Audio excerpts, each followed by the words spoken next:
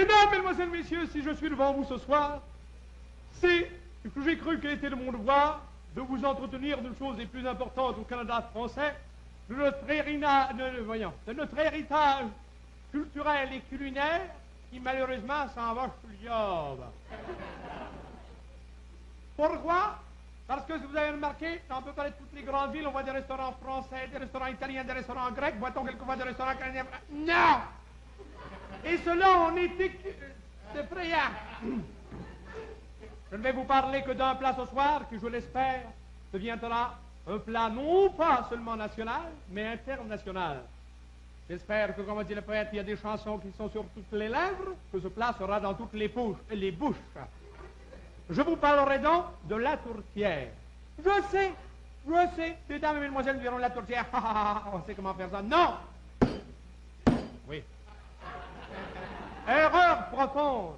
La tourtière n'est pas un plat que l'on fait à la vache comme je te pousse. Il faut y apporter de l'amour, de la compréhension, du doigté, du savoir-faire, et puis un bon poêle.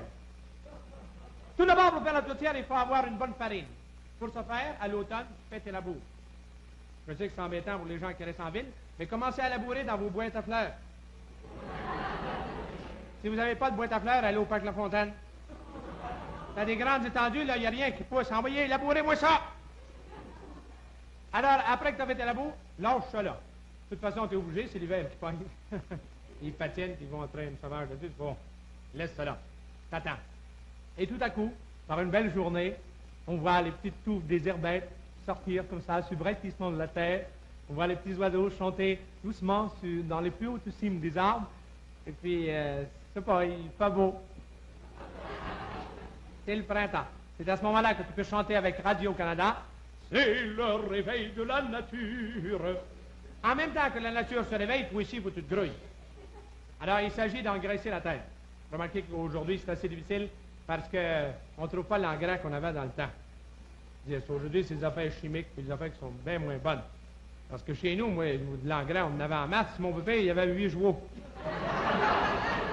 Non, c'est-à-dire que l'engrais, on l'avait à portée de la main.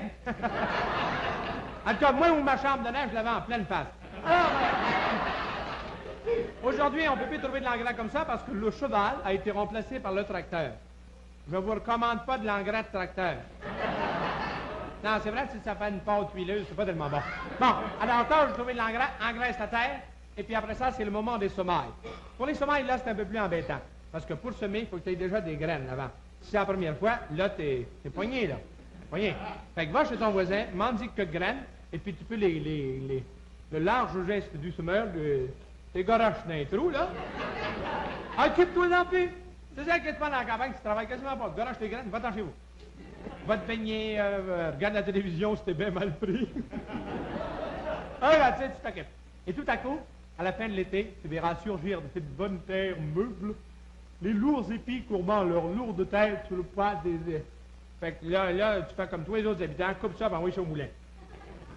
Et tu reviendras chez vous portant amoureusement sur ton sein la farine toute blanche comme l'âme des petits Canadiens français. Remarque, tu peux éviter tout ce trouble-là, puis aller à l'épicerie du coin en acheter 10 livres, ça va bien plus vite. Une fois que tu as ta farine, il s'agit de la bien malaxer. Pour ce faire, vous prenez de l'eau de ressource, ou bien non, de l'eau d'un puits artériel. Ben, de l'eau de la chanteleuse, ça va bien. Brassez le tout. Faites-en une pâte onctueuse. Après ça, il s'agit d'y ajouter les bébelles qui vont dedans. Remarquez que la tourtière peut se faire avec n'importe quelle sorte de viande. Tu peux en faire à poule, ou coq, ou chevreux, au mouton, à l'agneau. Mais la plupart du temps, la tourtière se fait au cochon. Alors, vous pognez un cochon d'à peu près 450 livres. Non, c'est parce que je parle d'une grosse tourtière. Une grosse tourtière, ça prend un gros cochon, et puis ça prend d'autres gros... Je veux dire, ça prend du monde avec un gros appétit pour manger ça. Alors, vous pognez votre cochon, puis vous le passez dans le moulin à viande. Commencez par les bouts les plus faciles. Passez le fougnon, les oreilles, la queue, les pattes, tout, là. Passez là-dedans. Après ça, vous pognez 2-3 poches d'oignons que vous coupez fin. Ou bien donc, vous les émincez. C'est-à-dire que vous les faites mince. Brassez le tout. Il s'agit d'assises, faut y mettre des affaires dedans. Vous prenez du sel, du poivre, du paprika, des feuilles de thym, des feuilles de laurier, de la sauce wish. En tout cas, c'est brun, ça sent l'iable, puis c'est bon. Si vous voulez, en un mot, cleanez vos armoires. Mettez ça dedans. Et pour relever le goût de la viande, parce que sans ça, c'est justement le secret de la recette, la tourtière n'aurait pas son goût. Vous prenez cet excellent liquide qu'on trouve dans toute bonne pharmacie des liqueurs. Hein? Vous en ajoutez, mon Dieu, selon la consistance de... On peut en mettre plus, si vous voulez. Et là, vous en ajoutez au 2 gouttes. Vous brassez le tout en surveillant la cuisson. L'avantage de ce liquide, c'est que vous pouvez en passer, n'est-ce pas, à vos invités qui attendent pour la tourtière. Vous brassez de l'avant. Mettez-le dans le dedans, mettez au four à 450 degrés, et puis faites cuire comme ça, vous m'en direz des nouvelles. Seulement, je voulais que la tourtière devienne un plat international. J'ai pensé la vendre à nos cousins de France, qui sont reconnus pour être des fines bouches. En France, c'est un peu différent, parce que là-bas, ils font toute la cuisine au vin. On n'a pas le goût au vin. Ils font du coq au vin, la chose au vin, puis ils sont surtout forts sur une chose, c'est qu'ils font flamber les affaires. Ils vont vous pogner une tête de veau, flamber. Des rognons, flambés. Je me suis même laissé dire durant la Révolution, ils flambaient les gars avec. Ah oui, mais il y a encore pire, je pense, Néron, un Italien. Lui, sa spécialité, c'était des flambés au rhum. Rhum flambé de nuit, hein, voyez.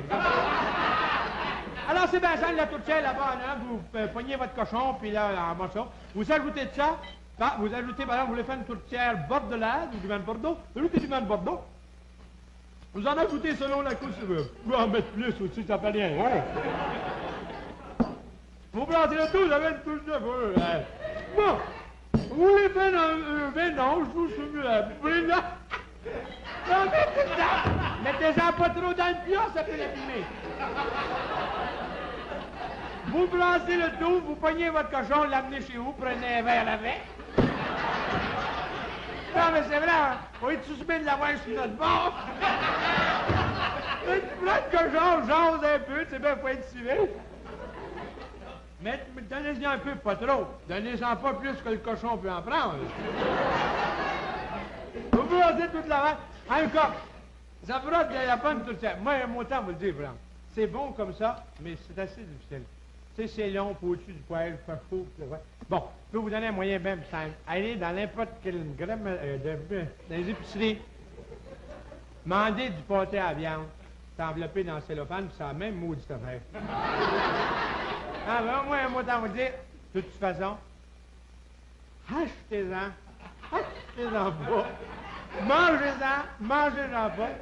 Moi, je m'en sape, j'aime pas ça.